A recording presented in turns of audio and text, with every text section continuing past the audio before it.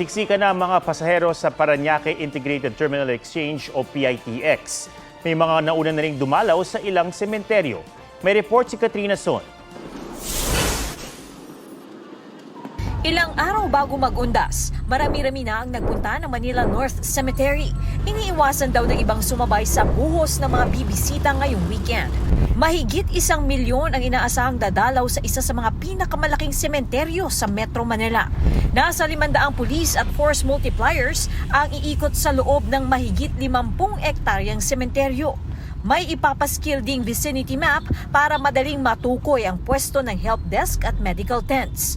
Hinihikayat naman ang pamunuan ng sementeryo na suotan ng ID ang mga kasamang bata. Ipinapaalala ring bawal ang mga alagang hayop sa loob ng sementeryo. Bawal na rin ang mga bisikleta.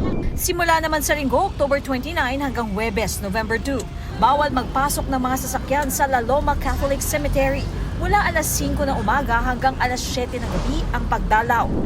Sa Parañaque Integrated Terminal Exchange o PITX, siksikan at mahaba na ang pila ngayong gabi.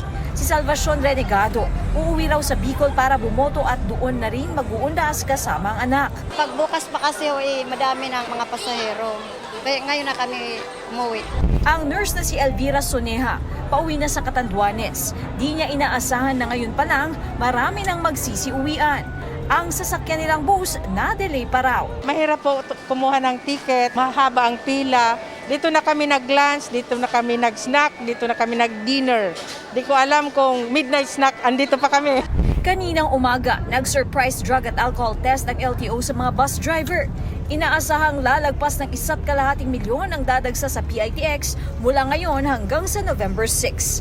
Katrina Son, nagbabalita para sa GMA Integrated News.